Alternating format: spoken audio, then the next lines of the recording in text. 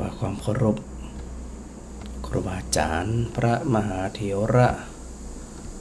ทุกรูปทุกตนทุกองค์นะครับเจริญพรศรัทธาญาติโยมทุกท่านตัวเนออันได้มาปะมาพบกับพระอาจารย์พระครูศรีปวรบัณฑิตนะในรายการในค่ำคืนนี้เนาะก็คือในส่วนของพระอาจารย์เองนะได้ที่โอกาสได้มาปะมาพบกับศรัทธาทุกคืนก็โดยเฉพาะอย่างยิ่งในช่วงค่ำคืน2 ทุ่มถึง4 ทุ่มนะศรัทธาเนอออกอากาศวันนี้เป็นวันจันทร์ที่ 5 พฤษภาคม 2568 เนอก็ถือว่าเป็นรายการสดมาแล้วนะฮัลโหลสาธุโอ้เปลี่ยนเพลงใหม่แล้วท่านพระครูเพลงใหม่ม่วนเพลงใหม่ม่วนกัดปุ๊บด้วยกะน่าจะเป็นอันดีเจนัดน้องนัดเป็นคนเปลี่ยนให้เจ้าโอ้สีหนุ่มสีนวลสีข้างเข้ากับกัดปุ๊บไปกัดมันอย่างเอาอกให้อย่างหุ้มเพลงเนี่ยเขาว่าอย่าพังเสียงหนุ่มม่วนว่าท่านพระครูเปลี่ยนเพลงทำมันเลยฮะน้องอย่ามาแกนน้องนัดเปลี่ยนให้เรื่องว่าท่านพระครูเปลี่ยนเองทุกวันเขาเป็นอย่ามาแกนแปลนเพลงแต่ว่ากะน้องนัดดีเจนัดอย่าเปลี่ยนให้เสียงหนุ่มนวลดีเขาว่าทั้งเข้ากับม่วนเขามาหนุ่มนวลดีนะอันก็พับเปลี่ยนผ่องยังผ่องอีกกะน่ะนั่ง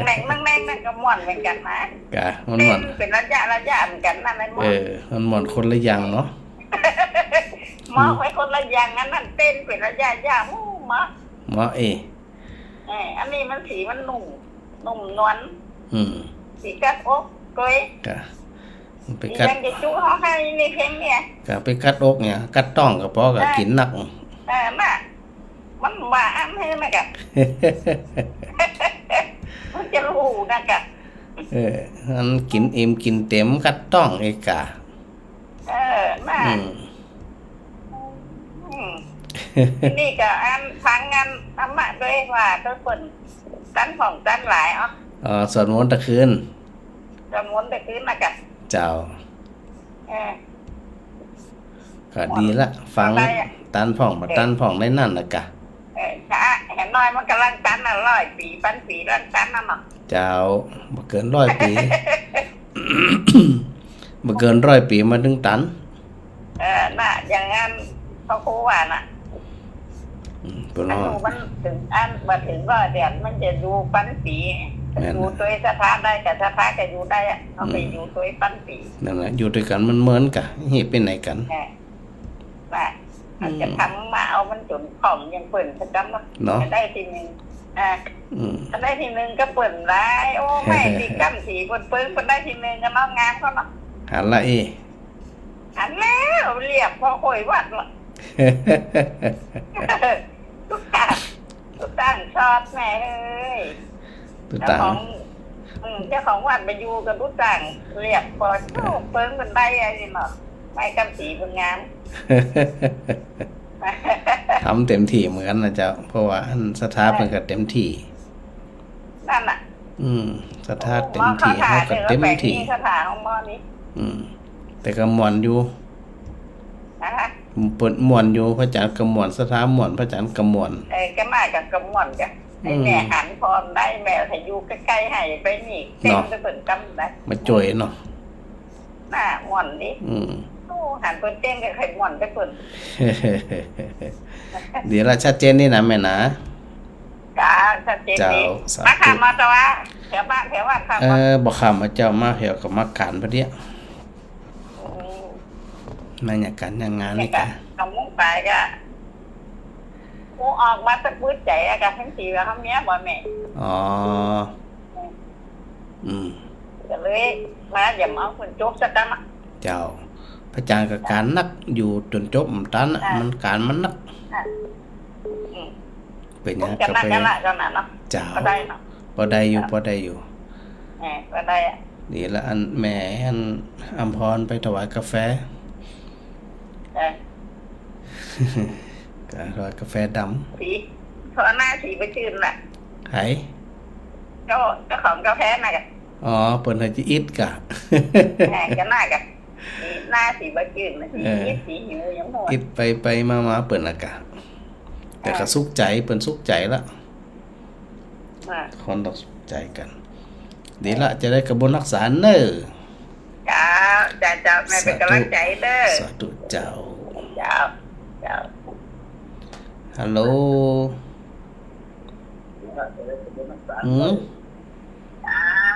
ฮับแล้วเนอฮ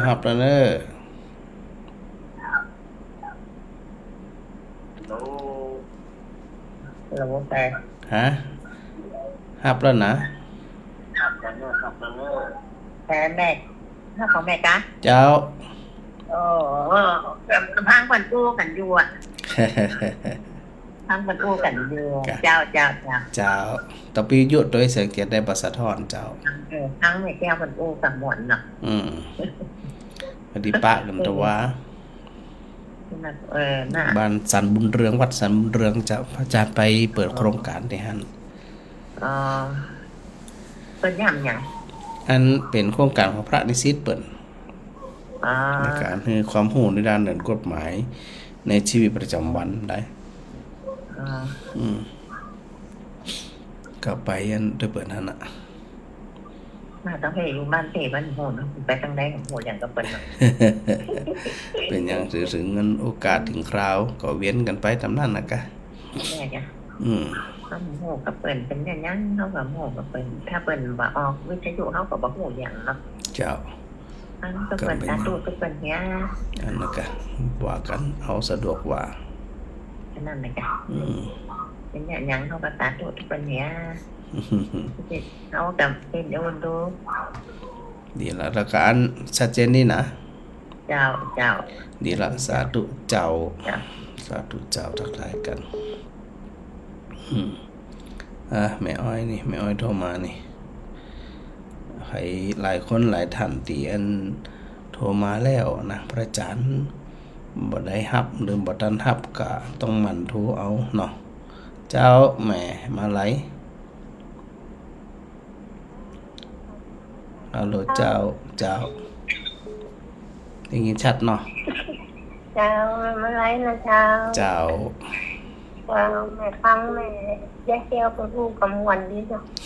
ที่เขาประกาศนะที่กำมวลนะพระอาจารย์ยังแม่เป็นคาดพกยังแม่แยกเที่ยวว่าแต่เขารู้กันเนาะบ้านนั้นมันเป็นปีก็เป็นดูหน่ารู้ไม่ขี้ให้หน่พระอาจารย์มันเป็นเพลงบ่ได้จะเป็นเพลงเป็นบรรเลงเป็นอย่างโมเนียมได้ดีเจนัดเปิดนั้นออกมาเหอะปรับไปแม่เป็นคนที่ให้ตั้งแต่น้อยๆมากเอาตั้งแม่เป็นว่าอย่างน้อยๆแม่ก็ให้แต่ว่าไม่หันนะรักให้คนเดียวแม่มาหันโอ้สถาแปลกใจพระอาจารย์ก็แปลกใจเหมือนกันนะตะกี้นี่นะเจ้านั่นแหละกับเป็นยังก็อาจารย์เจ้าตีให้แม่คืออาจารย์คุ้งเป็นคนก็ให้ดำหัวนั่นนะแม่ทานแล้วแม่ก็โอ้ไวตัวสีตั้งบ้านแล้วเนาะเรียบร้อยอาจารย์คุ้งไปส่งร้านมาแม่ก็มาทานใหญ่แม่ก็ว่าโอ้ยเนาะแม่ก็ว่าโอ้แม่ก็คาดพกเหมือนกันนะพระอาจารย์เนาะ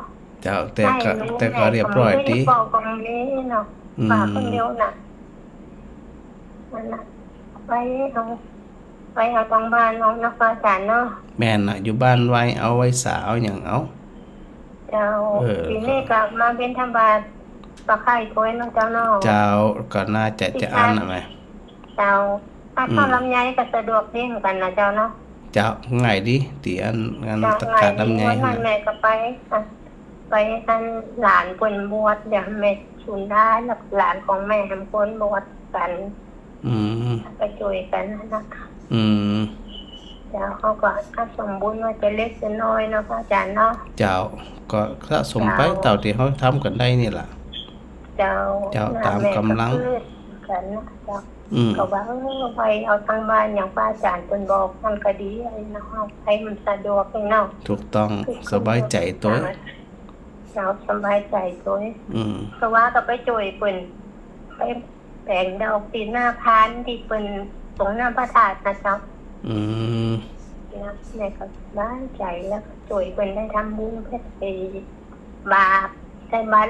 108น้องช่วยเปิ้นมัดดอกอย่างที่เป็นจ้ะก็ไปเป็นปูจาไปสูงน้ำพระธาตุนี่สบายใจจ้ะหนังช่วยมงคลเท่ากันนะสบายใจเจ้าดูแลชัดเจนดีเนาะเจ้าสาธุสาธุเจ้าสาธุเจ้าทักทายกันเจ้าสาธุเจ้าสาธุเจ้าสาธุเจ้าทักทายกันหลายคนติโทรมามันโทรเอาเนาะในช่วงแรกก็ได้ถือโอกาสศรัทธาญาติโยมได้ร่วมสนทนากับพระอาจารย์ก่อนนะสถานะได้ร่วมสนทนากันแล้วก็พอสนทนากันแล้วเฮาก็มาหนังหนังจากันเนาะสถานะเนาะถามสารทุกข์สุขดิบซึ่งกันและกันนะพอถามสารทุกข์สุขดิบกันแล้วเฮาก็ก่อยกันนะเรื่องได้เรื่องหนึ่งถือโอกาสได้ถามกันนี่นะพอถามกันแล้วอย่างกันแล้วมันก็จื่นใจนะเฮาก็จื่นใจคนอื่นก็จื่นใจเนาะต่างคนต่างว่ากันไป มันก็มีความสุขตามภาษานะสถานะได้ก็ว่ากันเนาะในวันนี้ที่ได้ปะได้พบกันพระอาจารย์ได้นำฉากหลังอากาศฮ้อนๆนี่นะฉากหลังก็จะเป็นทิวเขาหรือว่าเทือกเขาหิมะนะสถานเนี่ย หลายคนที่เปิดฟังพระอาจารย์จากวิทยุเนาะก็คงจะบอกเห็นว่าภาพมันเป็นจะได้ผ่องนี่นะ ก็เป็นอย่างสถานได้หันแล้วนะได้หันนั้นพระอาจารย์ละว่ามันเป็นที่รู้อีนะเราว่าสถาหารกรรมการเนี่ยเขาได้ว่ามันมีอะไรอย่างผ่องเนาะแล้วก็โดยหลักของปริศนาธรรมที่พระอาจารย์มักจะศรัทธาทั้งหลายเนี่ยนะได้พอได้ก้อยแล้วก็ได้ศรัทธาเนี่ยนะในหูว่ามันจะเป็นจะได้อะไรอย่างจะได้พอศรัทธาหาแล้วก็จะจื่นใจละที่นี่นะมันเป็นที่รู้อีนะ เนื่องจากว่าหลายสิ่งหลายอย่างเนาะที่เขาได้สนทนาปราศัยกันโดยเฉพาะในเรื่องของหลักธรรมต่างๆถือว่าเป็นรายการสนทนาธรรมกันนี่นะสถานะว่าเขาเข้าใจที่แล้วเป็นเวทีที่เปิดโอกาสเนาะศรัทธาญาติโยมทั้งหลายเนี่ยนะได้โทรศัพท์เข้ามาร่วมสนทนาหรือว่าศรัทธามีปัญหาอยากจะถามอะไรยังก็สามารถที่จะถามพระอาจารย์ได้ตลอดในรายการเพื่อที่จะเป็นการหมู่เฮาเนี่ยเนาะได้มีโอกาสได้ออกรายการตัวนะช่วยกันจัดรายการตัวนี่นะ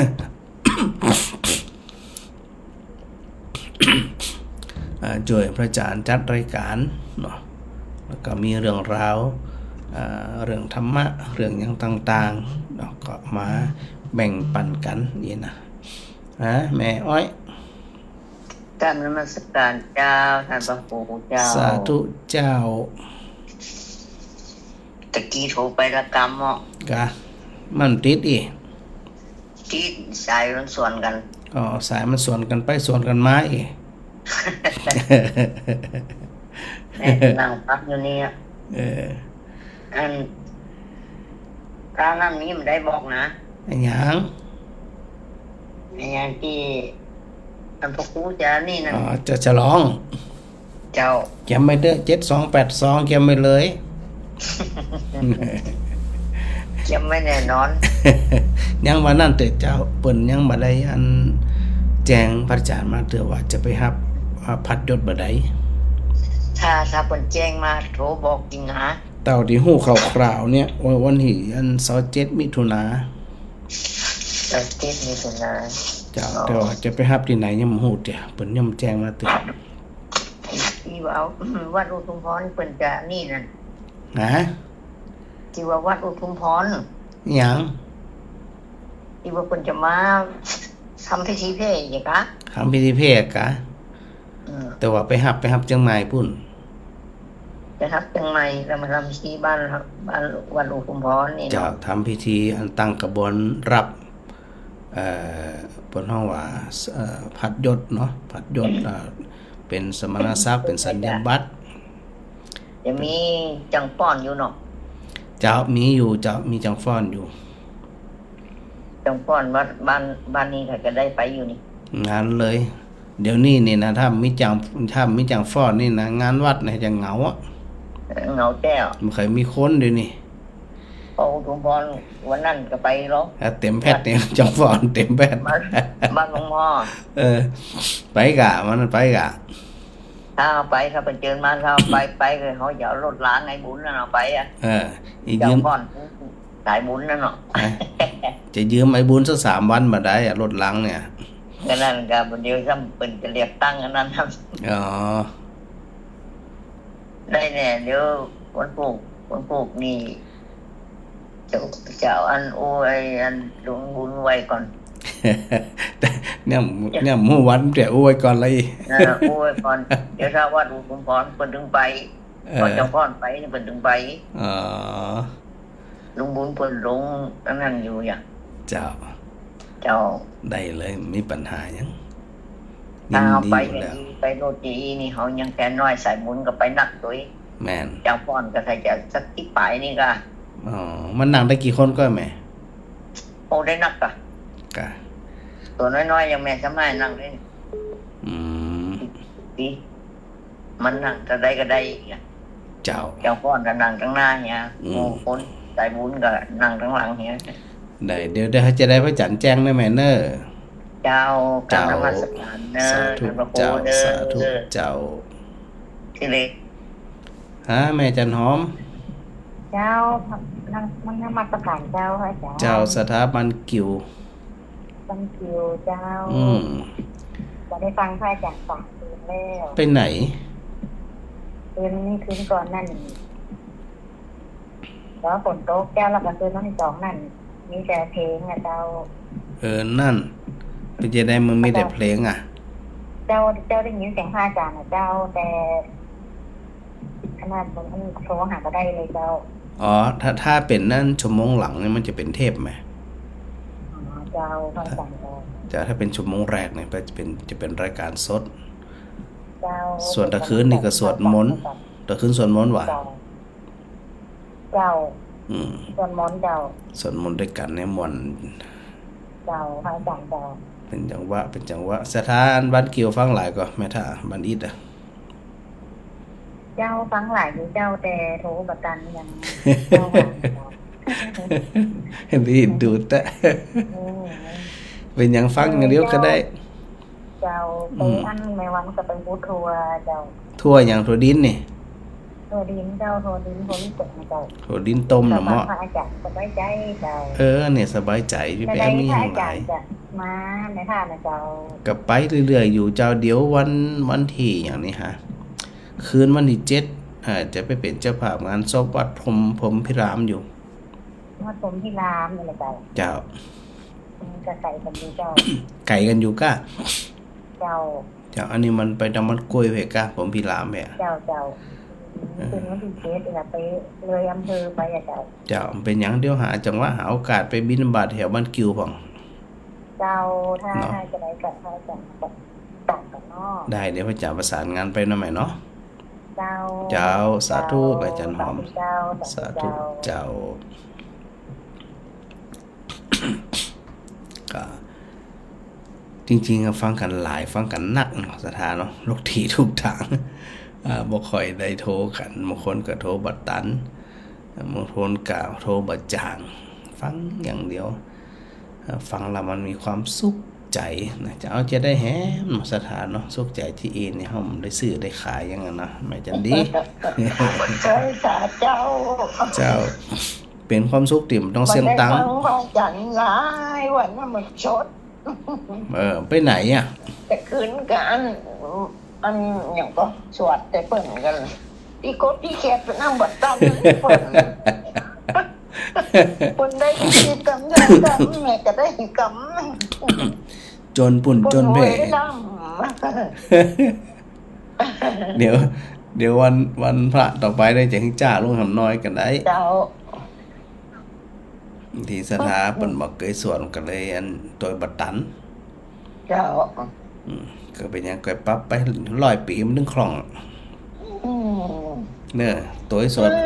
ไป100 ปีอันอย่างทำก็ฮะพระอาจารย์จะไปห้ามอันอย่างทำก็พระอาจารย์จะไปห้ามอันผลห้องว่าพัดยศเจ้าพัดประคูนี่กะโอ้แม่ตุยใจตุยเนออันพระมาเถระครูบาอาจารย์ได้อันเสนอจื่อไปเก่งแต่อิดแต่อีกอ่ะแม่เก่งแต่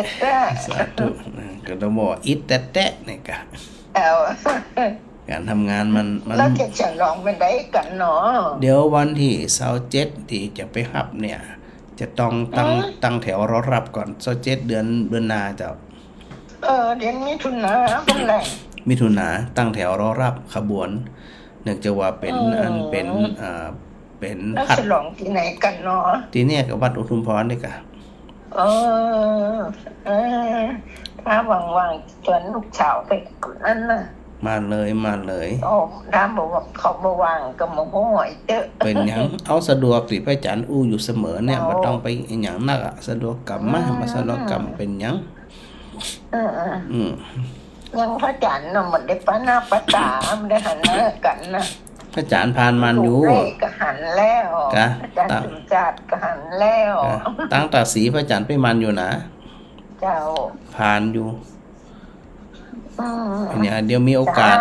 ตุขอได้หันแต่ของได้ไปเถอะเดี๋ยวมีโอกาสจะได้กว่ากันนะแม่เนอเจ้าสาธุเจ้าก็สถานหลายคนหลายท่านบ่เคยหันหน้าหันตากันนะสถานก็เข้าใจนะได้อู้การปนห้องว่าเป็นญาติทางธรรมกันเนาะบ่เคยหูบ่เคยหันบ่เคยปะหน้าปะตาบ่เคยหูจักกันมาก่อนแต่พอได้ยินเสียงมีการสนทนาปราศัยกันก็มีความสนิทชิดเชื่อนะประดุจดังเป็นญาตินะเพิ่นว่านะวิสาสาปรมายาตินี่นะก็คือความคุ้นเคยเป็นญาติอย่างยิ่ง มันคุ้นเคยจะได้ก็บ่ฮู้นะคุ้นเคยบนห้องว่าถาดขันเนี่ยมันจูนหากันเนาะถาดขันแต่ละคนมันจูนหากันคนมีนิสัยเหมือนกันก็จะไปหากันคนมีอัน จริตนะมีจริตมีอุปนิสัยคล้ายๆกันมันก็จะไปปะกันตีได้ตีหนึ่งตั้งไว้ตั้งหนึ่งก็เนี้ยมีความคุ้นเคยกันนั่นจึงเพิ่นจึงบอกว่าเมื่อมีโอกาสแล้วเนาะเมื่อมีโอกาสเย็นได้ปะได้พบกันแล้วเนี่ยก็พยายามรักษาอันความเป็นญาติธรรมรักษาความเป็นกัลยาณมิตรกันซึ่งกันและกันไว้เพื่อจะได้อันบ่มีปัญหาเนาะอยู่ด้วยกันหยังด้วยกันเป็นเรื่องเป็นราว วิถีไผวิถีมันนี่นะแล้วเวลาเฮาอยู่ด้วยกันเนี่ยมันบ่มีปัญหากันเฮาก็มีความสุขใจละศรัทธาญาติโยมฟังรายการนี่ก็ฟังไปก็สุขใจไปเนาะก็บ่มีหยังในชีวิตของคนเฮานี่นะจะมีหยังแล้วก็นึกอยู่เสมอว่าโดยปกติเนี่ยเฮาเป็นเพียงแค่เดินทางผ่านมาแล้วก็ผ่านไปบ่มีไผที่จะอยู่กำฟ้าได้สักคนไผจะอยู่ได้พ่องศรัทธาว่ามีไผอยู่ได้สักคนนะ แล้วในเรื่องที่ได้อู้ถึงตะคืนเนาะหลักธรรมที่ป้าศรัทธาสวดตะคืนนั้นบ้างโดยปกติของคนเนี่ยมักจะถือเอา สิ่งที่เฮามองมาเห็นภูเขาผ่องป่าไม้ผ่องลำธารผ่องจุมปวกผ่อง เป็นที่พึ่งเป็นสรณะเฮาก็ไปบนบานศาลกล่าวไปขอจากสิ่งที่มองมาเห็นพระเจ้าบอกว่ามันเป็นเรื่องของสิ่งที่มองมาเห็นเหมือนสมัยแต่ก่อนเนี่ยสถานสมัยน้อยๆเนี่ยนะตอนที่พระอาจารย์เป็นละอ่อนยังเคยได้ยินอยู่พ่อแม่คนเฒ่าคนแก่เป็นก็จะอู้กันอยู่เสมอนะว่าเวลาก็จะขาดเนาะจะขาดกินเดือนเนี่ยเฮาว่ามันมืดมิดนะก็ไปตีกะลงตีกองตีหันตีนี่ถ้าบัดตีเนี่ยมันจะอมอยู่หั่นน่ะนะแล้วมันจะบ่ปล่อยมันก็จะมืดไปตลอดนะความเชื่อของคนนะ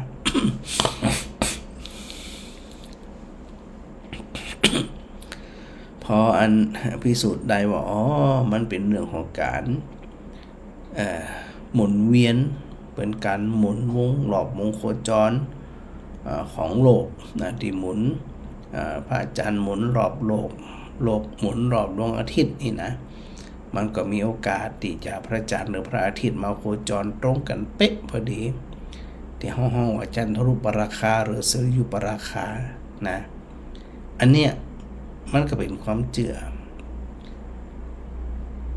เหมือนกันที่พระเจ้าตรัสถึงในเรื่องของ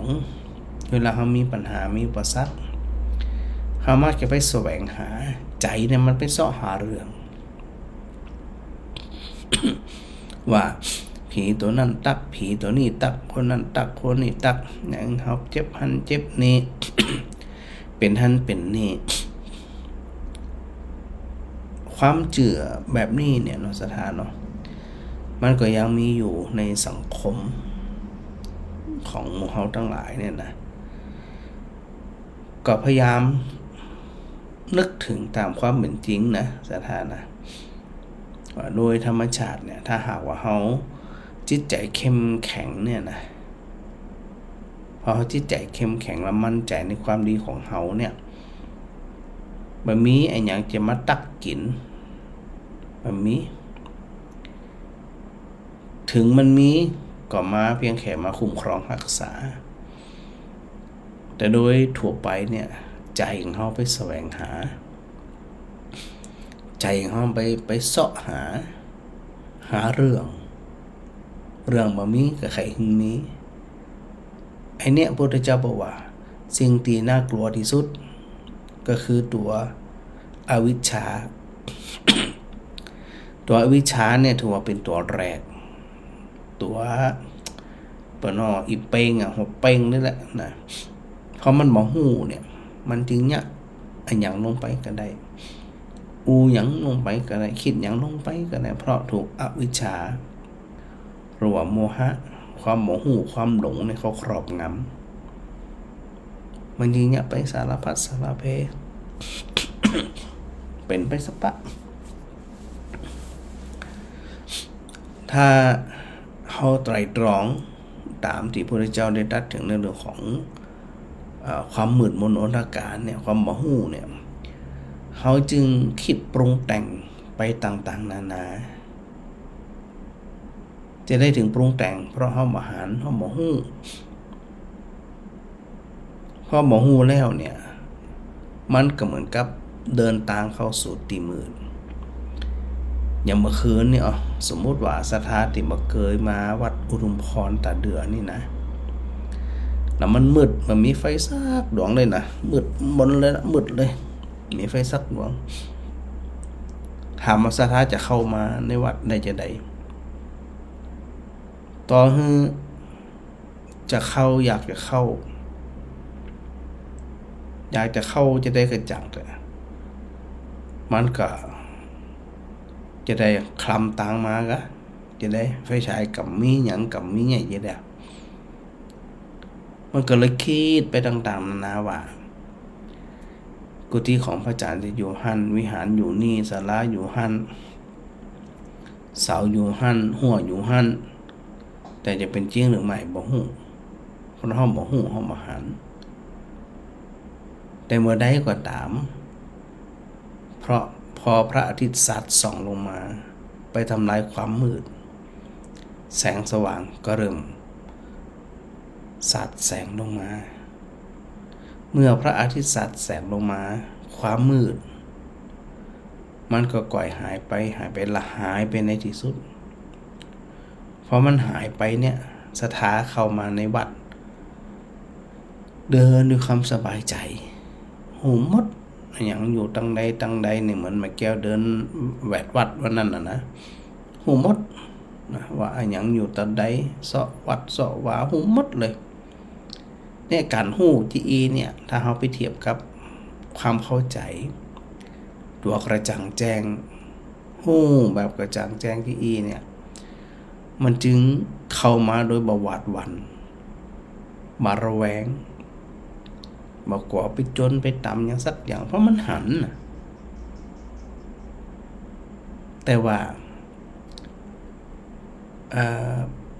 ประเพณีบางอย่างความคิดบางอย่างความเจือบางอย่าง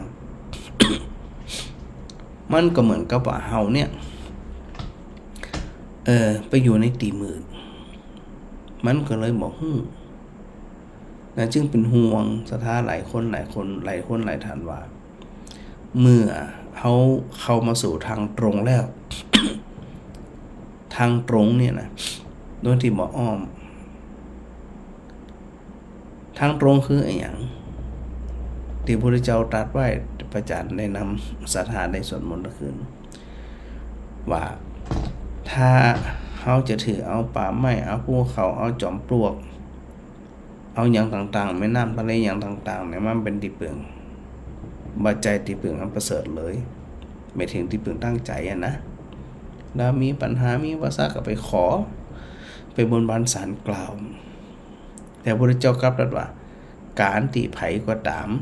เมื่อมีปัญหามีอุปสรรคอย่างต่างๆมีภัยมาคุกคามเนี่ยถือเอาพระพุทธเจ้าพระธรรมเจ้าพระอริยสงฆ์เจ้าเป็นที่พึ่งเป็นสรณะอันนี้ถือว่าประเสริฐเลยตะคืน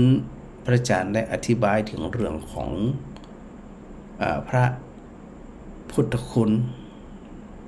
เก้าประการ ได้อูไปแล้วว่าการที่เอาพระพุทธเจ้ามาเป็นที่พึ่งเนี่ยมันเนี่ยหึงชีวิตของเขามีความประเสริฐมีความไพบูรณ์มีความเจริญจะใด อันนี้เขาหูแล้วเนาะศรัทธาเนาะเขาหูแล้วเขาหันแล้วก็น้อมประพฤติปฏิบัติไปตามกำลังของหมู่เฮาทั้งหลาย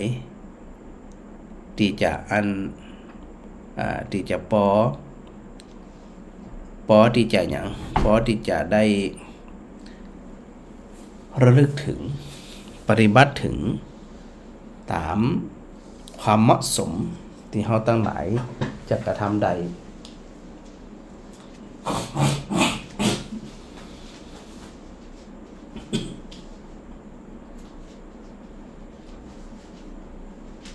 เราบ่สามารถที่จะประพฤติปฏิบัติ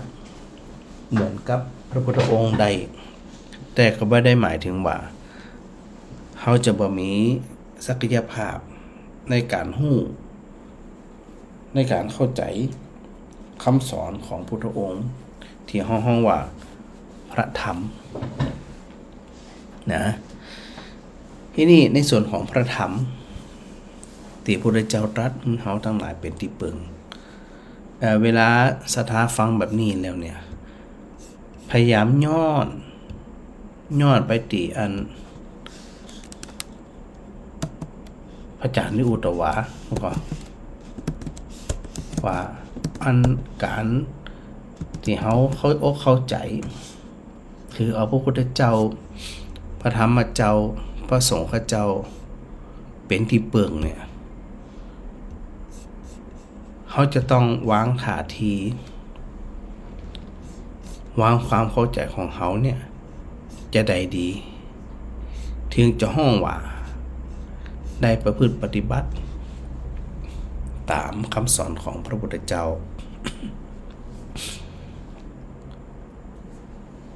การที่จะเอาพระธรรมเป็นที่เปิงเป็นสารณะเวลามีเหตุมีภัยมีอย่างกระจังนะหนึ่ง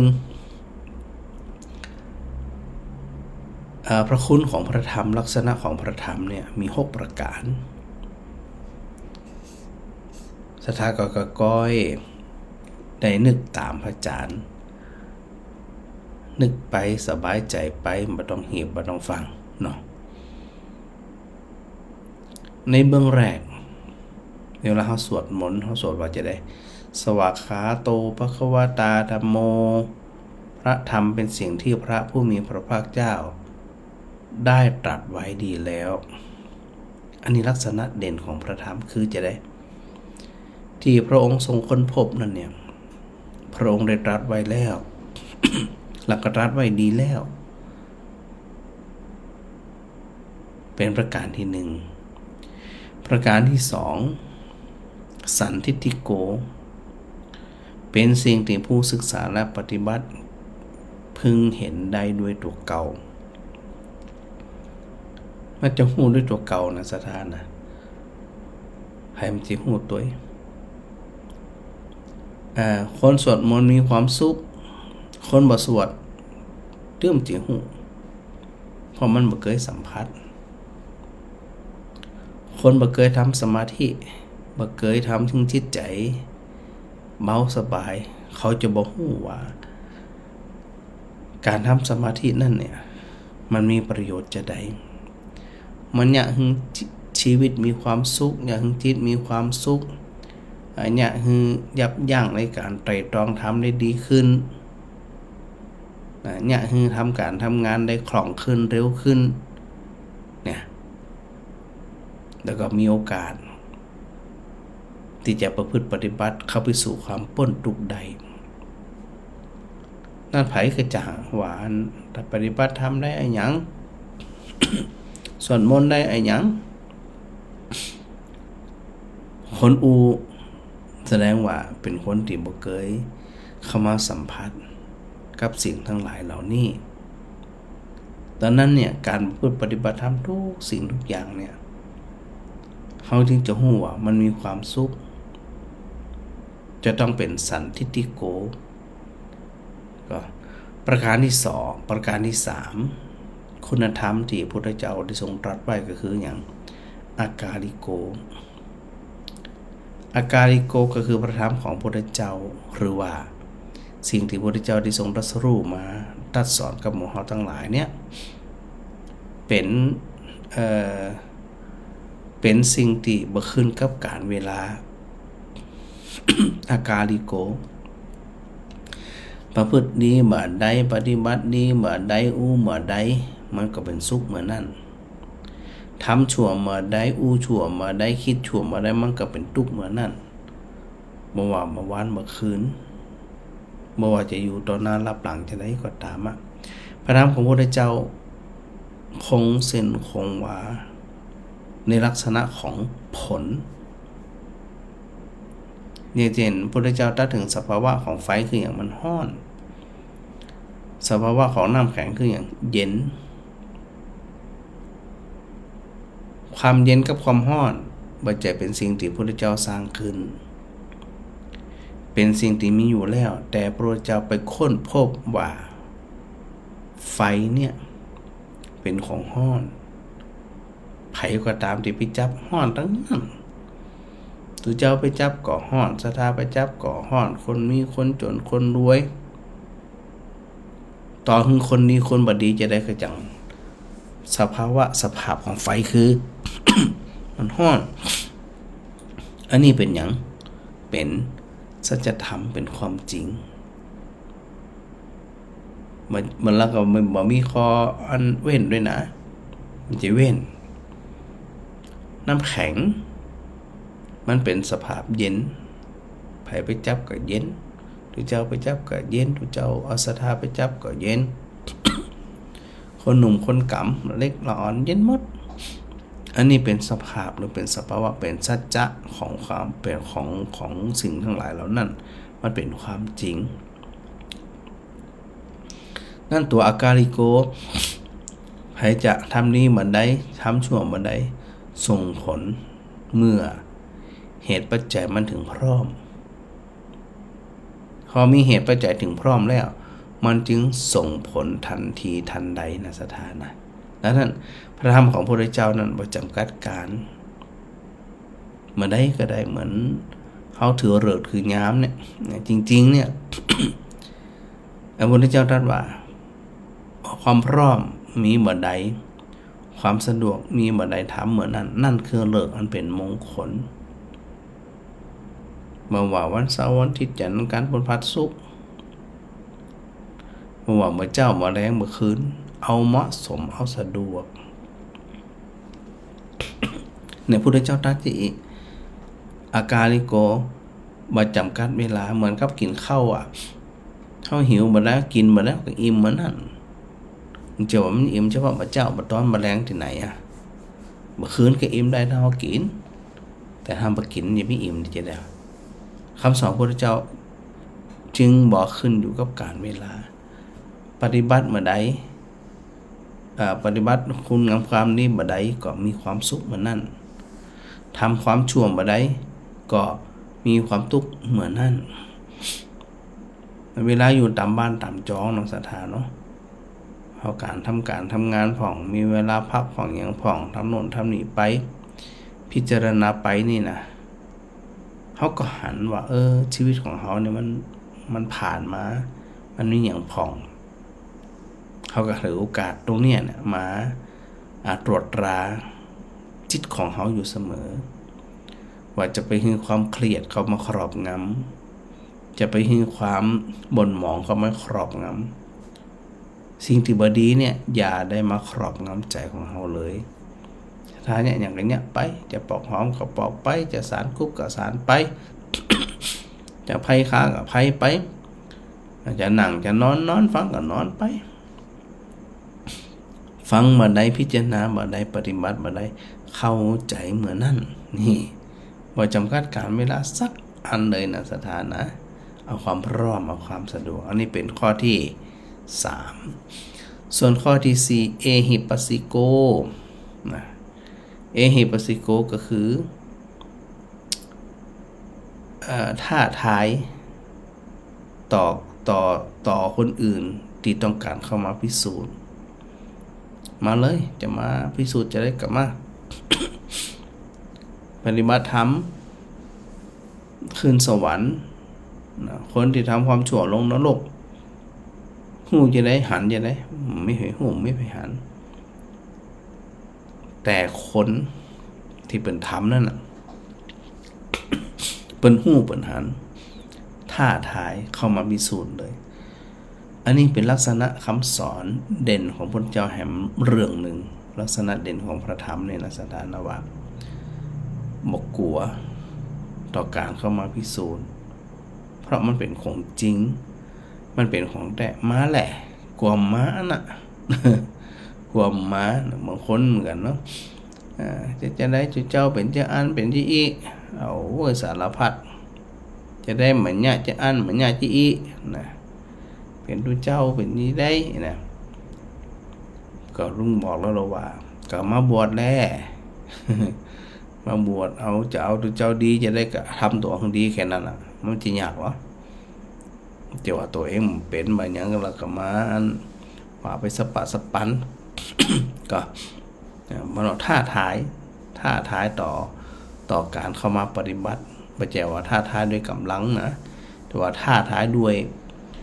การเข้ามาประพฤติปฏิบัติขออย่างเดียวว่าเอาจริงหรือไม่นะปฏิบัติจริงหรือไม่ทำแต่กับบัดแต่นั้นลักษณะเด่นของพระพุทธเจ้าก็คือทนต่อการพิสูจน์ของเอาหลักธรรมอย่างเดียวยกตัวอย่างมาสักหลักธรรมหรอที่ทนต่อการพิสูจน์เนี่ยเอาเรื่องอย่างเดียวความอย่างนี้หาความกตัญญูนิมิตตังสาธุรูปานังกตัญญูกตเวทิตาเนี่ยนะคนที่มีความกตัญญูกตเวทีเป็นลักษณะของคนดีคนมีความกตัญญูจะอยู่ในยุคไหนสมัยไหนเป็นไผลูกเต้า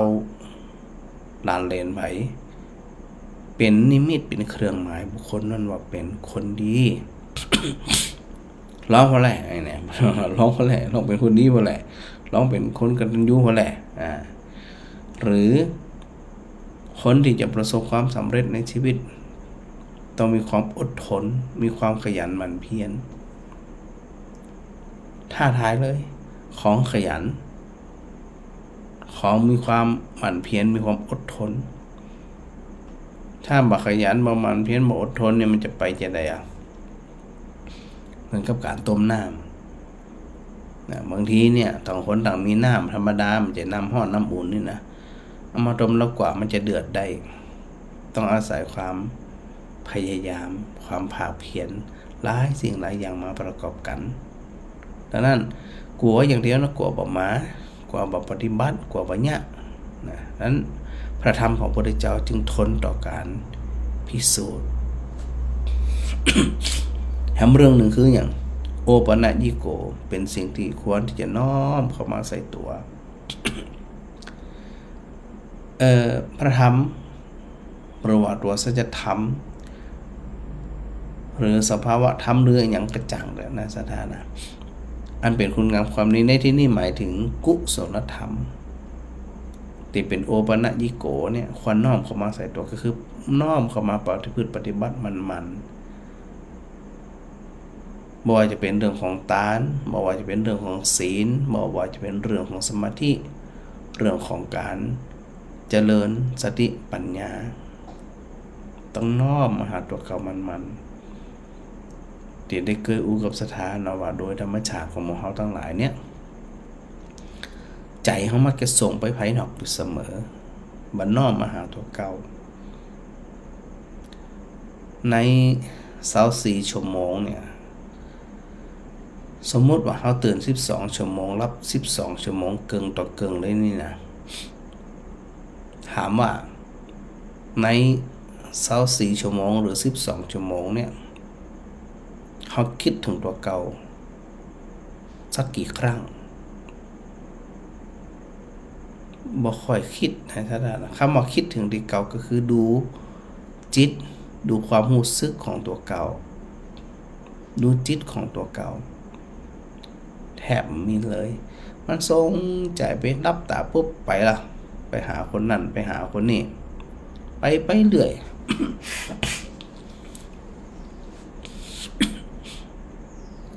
ก่อนจะรับก็ไปดูโทรศัพท์เหียดูเฟซดูไลน์ว่าใครโทรมามันโทรมาแจ้งบ่แจ้งมื้นตากำเตือมือไปขวาโทรศัพท์ล่ะไผโทรมาหาไผส่งข้อความมาหาไผส่งไลน์มาหาอีนะมันนึงไปแล้วใจมันไปใจมันจะอยู่นั่นแสดงว่าเฮาบ่น้อมเข้ามาใส่ตัวเก่าแต่ลักษณะของพระธรรมคือน้อมเข้ามาหาตัวเก่าสังเกตนะถ้าสังเกตสภาพจิตตัวความรู้สึกเนี่ยมันอาจจะเป็นนามธรรมเนาะสถาก็ไปอันใส่สังเกตที่เป็นรูปธรรมรูปร่างกายก็ได้ว่าขณะเขาตื่นเขานอนท่าไหนสำรวจตัวเองก่อน แล้วก็กลับไปอันดูความรู้สึกของเฮาดูจิตของเฮาว่าขณะนี้จิตของเฮาเป็นจะได้เฉยๆก็เฉยๆนักแน่นก็นักแน่นหรือว่ามันยังวิตกกังวลหวาดผวาอยู่ก็ปรับใหม่ละถ้ามันยังหวาดผวาอยู่เฮาฮู้แล้วนี่อันนี้เพิ่นเฮาว่าเฮาเนี่ยใส่ใจในตัวเก่าแต่เฮายังหวาดผวาเฮายังสะดุ้งอยู่เฮายังกลัวอันนั้นอันนี้อยู่โดยเฉพาะสิ่งที่มองบ่เห็นผีสางนางไม้ทั้งหลายเนี่ยเฮายังหวาดผวาอยู่นั่นแสดงว่าเฮาบ่ได้นำพระธรรมน้อมเข้ามาสู่ตัวเก่าอันนี้จะต้องฝึกเนาะสถานะว่าเฮาฟังธรรมมาก็หลายปฏิบัติธรรมมาก็นักพระธรรมเรานี่มันความซึมซับเข้าสู่กมลสันดานของเฮาคือเข้าสู่ในความคิดความเข้าใจในใจของเฮาชัดขึ้นจะบ่กลัวบ่หวาดหวั่นอย่างสักอย่างเพราะเฮามั่นใจในการประพฤติปฏิบัติมั่นใจในคุณงามความดีของเฮานะอันนั้นเนี่ยสถาต้องนักแน่นนะต้องน้อมเข้ามาหาตัวเก่ามัน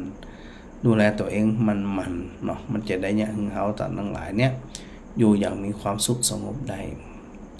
ข้อสุดท้ายข้อที่6ซึ่งเป็นคุณของพระธรรมนี่ก็คือปัจจตังเวทิตโพวินโยหิเป็นสิ่งที่ผู้รู้ก็รู้ได้เฉพาะตน คนอาบน้ำมันก็เย็นสะอาดเฉพาะตนคนมาอาบมันก็จะไปเย็นจะไปสะอาดเฉพาะตนได้จะใดการประพฤติปฏิบัติธรรมเช่นเดียวกันนะสถานะเวลาเราประพฤติปฏิบัติเนี่ยมันจะหู้ได้เฉพาะตัวเก่าจะได้คนบางคนเป็นหนิ่งเป็นนักแน่นมาโวยวายเพราะจิตใจมันนักแน่นนิ่งเฉยต่อสิ่งทั้งหลายที่มันเกิดขึ้นมาว่าสิ่งทั้งหลายเหล่านั้นมันเกิดขึ้นแล้วก็ดับไปเกิดขึ้นแล้วก็ดับไปบ่มีอะไรหยังที่จะอยู่ต่อเฮาได้เชยชมเลยมีแต่สิ่งที่ดับไปอย่างเฮาเศร้าหมองแค่นั้นแต่จึงชื่นชมเชยชมมันนี่มีฝึกมันมีความสว่างสวัยมันเปิดหันชัดตามที่มันเป็นเนี่ยนะเขาก็จะบ่ถูกหลอกบ่ถูกความมืดบ่ถูกอวิชชาหลอกที่ว่าเฮาบ่ฮู้บ่หันอย่างสักอย่างมันหลอกเอาเฮาปรับใหม่เนาะสถานเนาะดังนั้นเนี่ยในค่ำคืนนี้ก็จะได้บอกได้นำในเรื่องของการนำพระธรรมหรือว่าสิ่งที่พระพุทธเจ้าได้ตรัสรู้นั้นเนี่ยมาเป็นสารณะมาเป็นที่พึ่งอาศัย เขาจะมาเอาอย่างมาเป็นที่พึ่งอาศัยละกว่าปีสางน้ำไม้บักกว่าจอมปลวกกับจอมปลวกคือจอมปลวกนะสถานเนาะแม่น้ำคือแม่น้ำภูเขาอ่ะมันเป็นของมันของอันอยู่แล้วแต่เขาก็ดึงฉากจิตของเขาเป็นตัวตั้งตัวลัก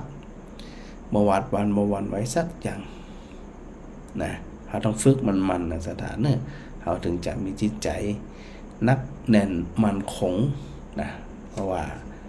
ได้อู้กันอยู่มันนะว่าชีวิตของเขามันจะเหมือนนั้นอย่างตัวใด